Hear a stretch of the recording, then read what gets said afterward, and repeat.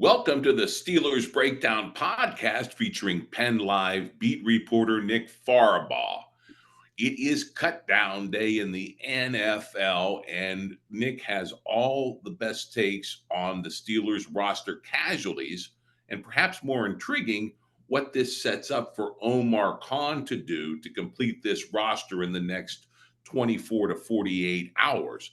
But there are other question marks regarding these Steelers heading into the regular season and that opener down in hot Atlanta versus the Falcons. Well, it was kind of an anticlimactic ending to the supposed Steelers QB competition. I'm going to ask Nick if that means that Russell Wilson is QB1 for the remainder of 2024, barring injury. And what about first round draft pick Broderick Thomas? Could he actually begin the regular season riding the bench? And of course, Arthur Smith, that guru who used to work for Atlanta, now in Pittsburgh running the offense. What is with all of these tight end rotations, the three tight ends and the three running backs? Is that going to drive fantasy football owners crazy if they decide to invest in Steelers players? And of course, we're all wondering about that wide receiver room. Is there enough talent there to give Wilson people to throw to? Let's turn it over to Nick, who is going to analyze those cuts and what is remains of this roster to be completed by Omar Khan. Nick, what's your thoughts? Yeah, John. Listen, I don't think there were any big surprises here. In terms of like shocking surprises, right? There's nothing seismic from this. But I saw a few things that stood out to me. First of all, they kept 8 defensive linemen. That's not sticking. Someone's going to be on the outs there. You don't keep 8 defensive linemen. Second, they have 3 outside linebackers. That's all they have. TJ Watt, Alex Highsmith, and Nick Herbig. DeMarvin Leal is going to be the outside linebacker 4, maybe, but you could see someone added there. But I think where it's bigger is they only kept 5 wide receivers and they only kept 5 cornerbacks. John, when you're talking about melding this roster to what it could be, those are the 2 areas of addition, corner and wide receiver. That's where it feels like this team is going to make the moves. Now, let's go through some quick takeaways. First of all, I was a little surprised Dez Fitzpatrick got cut. He had a nice game against Detroit, had that big 59-yard catch in the third quarter. He's a good special teamer. But the fact that he got cut tells me there's someone coming because they kept Scotty Miller, who is less of a special teamer and more of a true wide receiver. So whether that is someone from the outside that is a special teamer or someone more significant, we can get to names of that later. I think someone's coming there. At slot corner, Beanie Bishop is going to be the starting slot corner, John. We've talked about him a lot this summer, about where he's going to go. Undrafted free agent out of West Virginia, and he's in line to start week 1 against Atlanta. I mean, you don't hear that very often where an undrafted free agent is in line to start, but he's been that good, and he's earned. And so they cut Thomas Graham. They lose Ryan Watts for the season. Pretty bum there. He got hurt in the last play of the game, really, against Detroit. Had that scary incident. He was a promising player. I think he would have made the 53-man roster. And then you kind of look at, center depth, tackle depth. Dylan Cook's on IR. Dane Herbig's out for the year. Zach Frazier will start. Troy Fautano's still injured. There's a lot of questions on the offensive line. So that could also be an area that they add, but not really much surprise here. Kyron Johnson's a little bit of a surprise cut to be an outside linebacker. Again, they only have 3 of them. He would have been a 4th, and he would have been a really good special teamer too to boot. So I think he made a lot of sense to make this team. But there's not a lot of surprises here. It's pretty by the numbers. And so you see the areas of where they could add at, offensive line, wide receiver, corner, and we're kind of seeing this play out as we thought. And some of these battles are clearly over. The biggest battle that I think was decided by these cuts was that slot corner battle. Pretty clear Beanie Bishop is going to have a role on this team.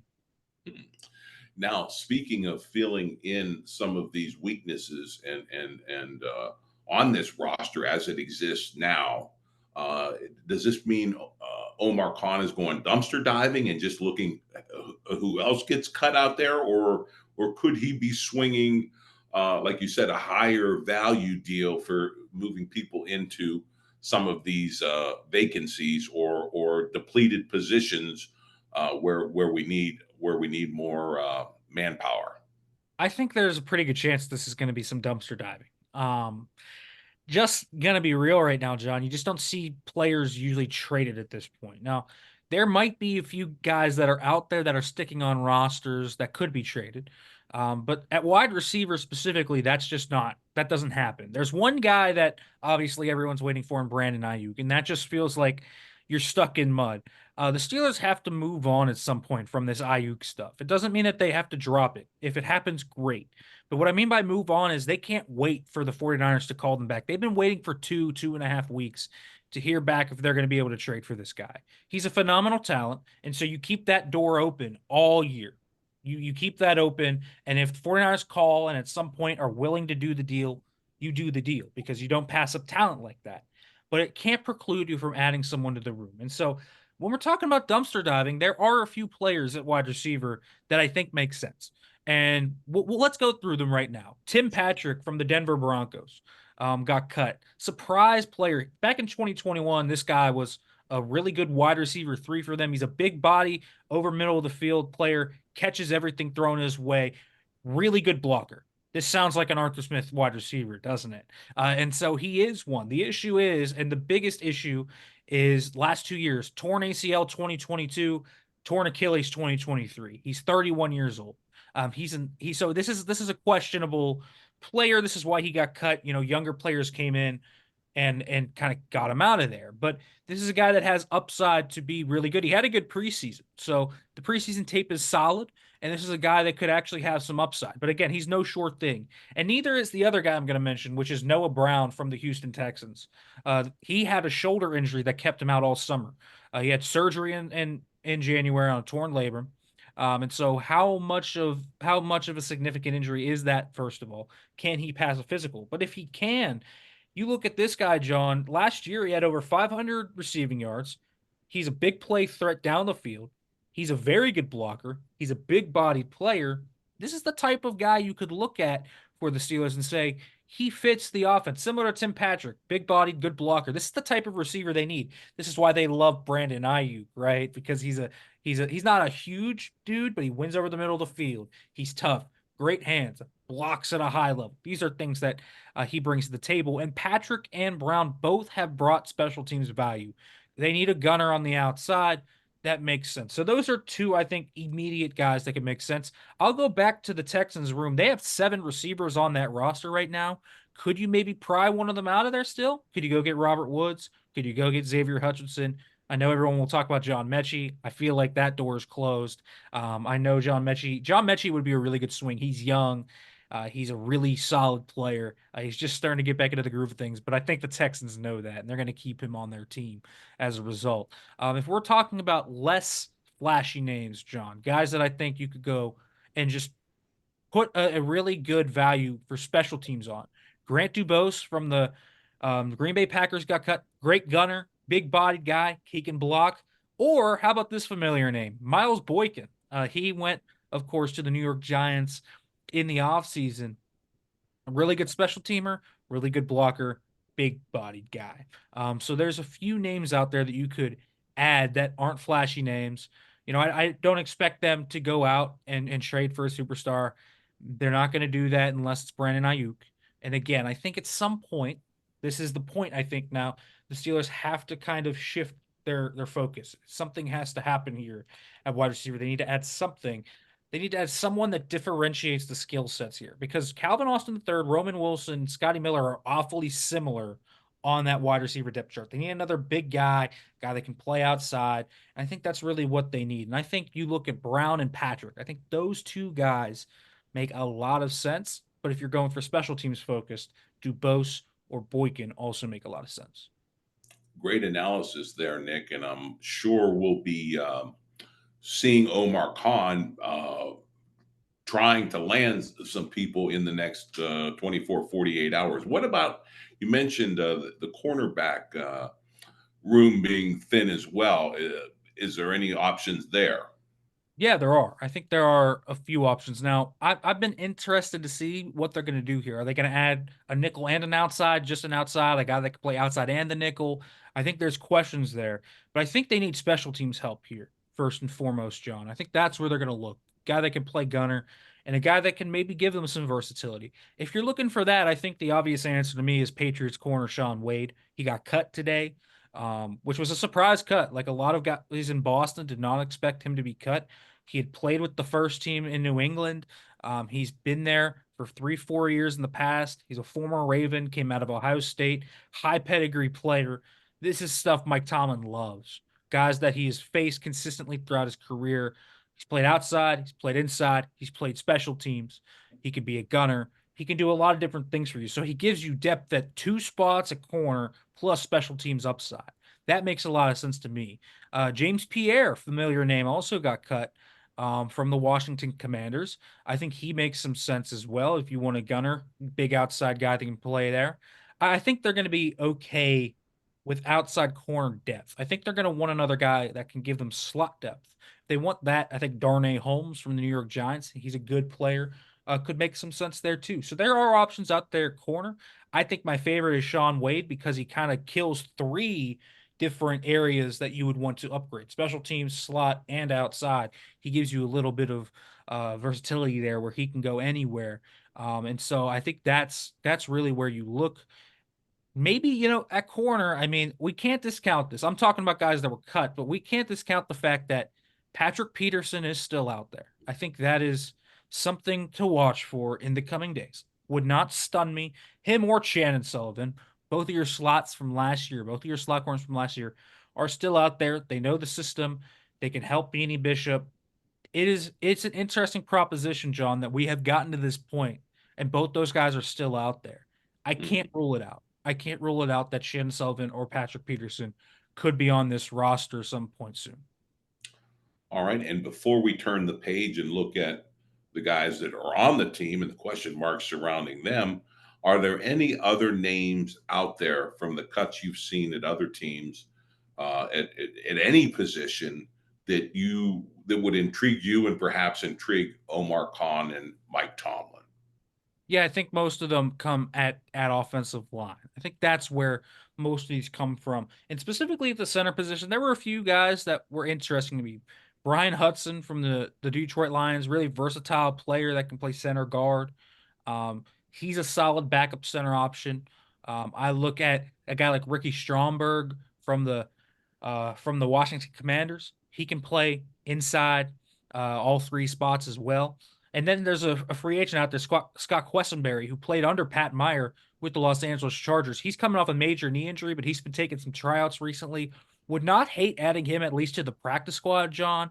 I think that's an interesting proposition to add there. A guy that is versatile and can do a lot of things. So those are a few names out there. There are other names, maybe, like outside linebacker that I'm not too enthused by the outside linebacker depth that you see out there. I'd rather just bring back Kyron Johnson on the practice squad and trust him there than anything. So I think that's, really the end of it is that interior line. I think they're okay with the interior line. I would keep the 9 they have right now. I think McCollum's been fine. But I do think when you're talking about potential areas, I think that would be the other one that they would look at. All right. Great stuff, Nick. Now let's turn to the most important position in sports, the NFL quarterback. And we have Russell Wilson as QB1 to start the season.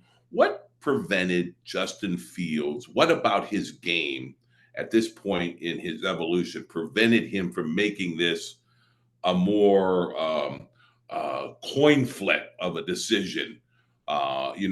Between these two guys, what held him back from really being a viable QB1 for the Steelers to start the season?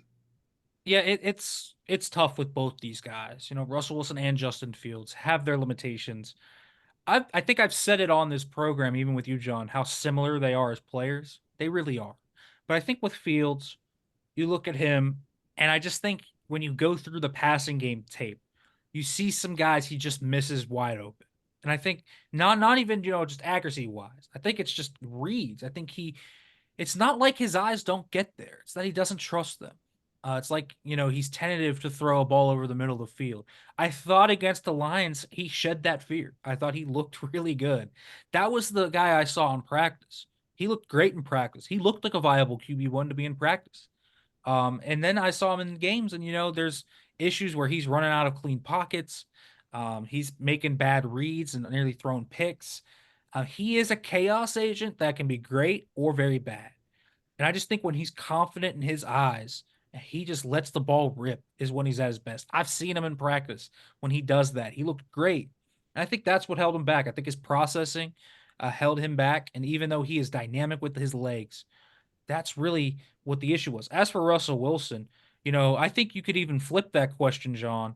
And even when you talk about that, is what made Russell Wilson not completely run away with the job? Why were we having this discussion into preseason week 3? First of all, the calf injury, obviously. I think that didn't help him.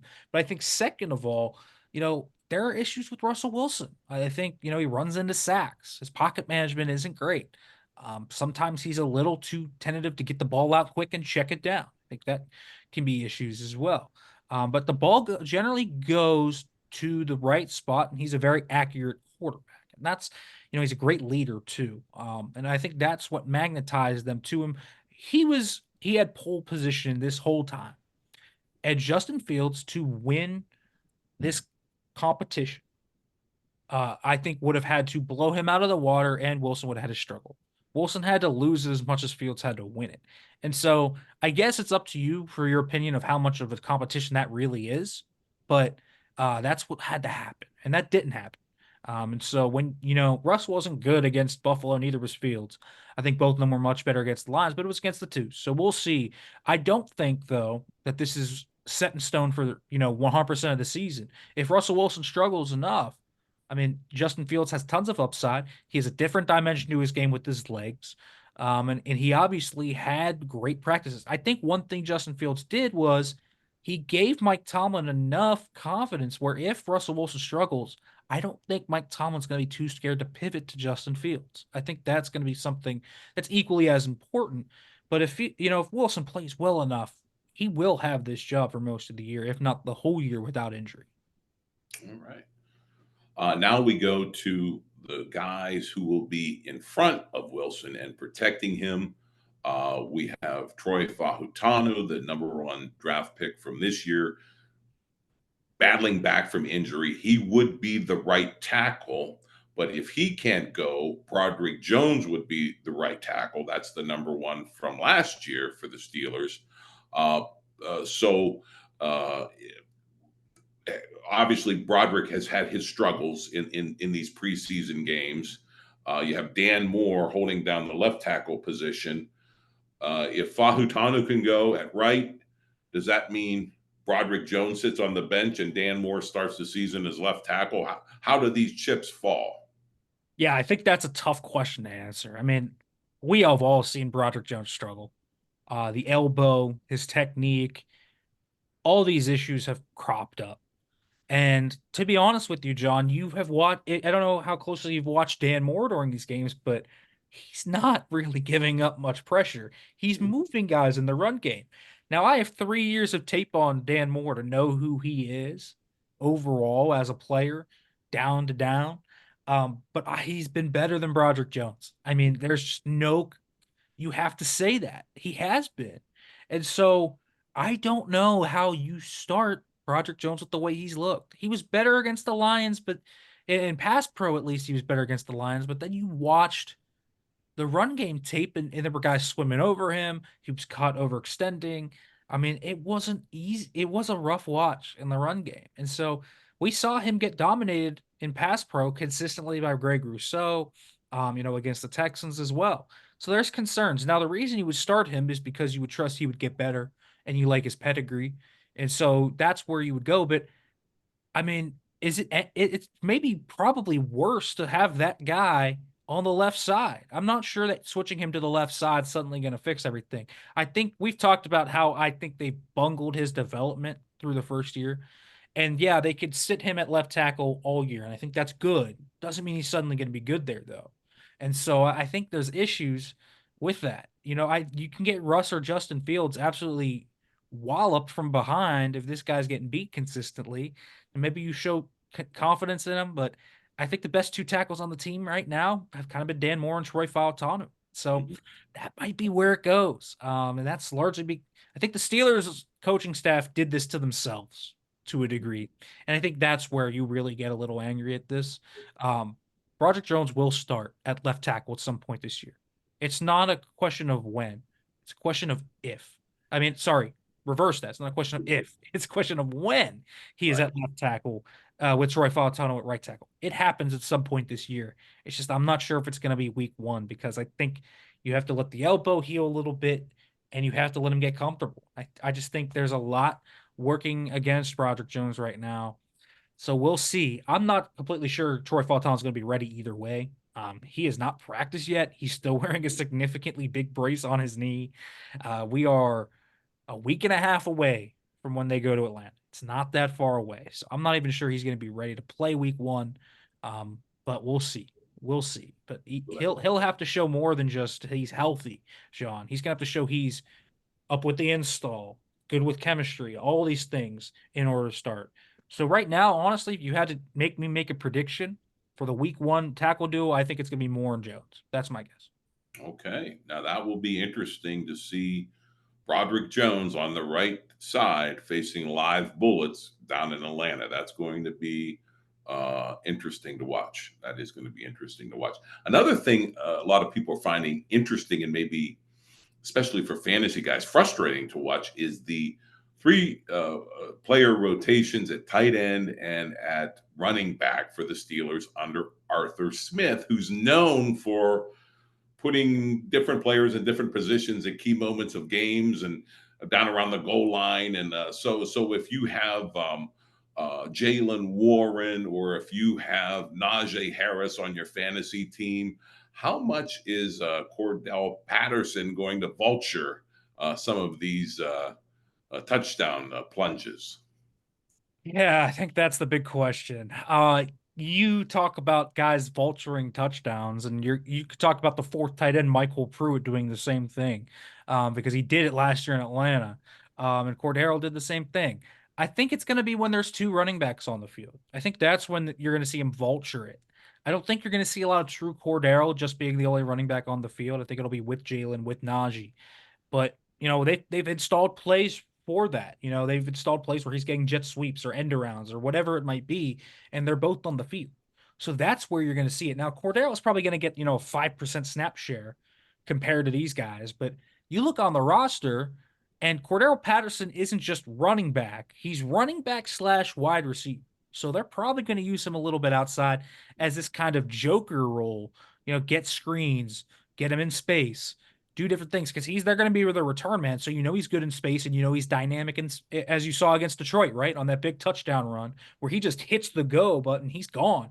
Cordero Patterson is no spring chicken anymore. He ain't washed. And I think that's something to be considered. So he could still glide in space. And so I think that's going to be part of his role in this offense. And you're going to see, the tight ends too, just like the running backs. You're going to see the tight ends rotate in. You're going to see a lot of Pat Frymuth, Darnell Washington together. You're going to see Connor Hayward out there with them. You're going to see Michael Pruitt out there with them. You're going to see 12, 13 personnel. You're going to see multiple running backs.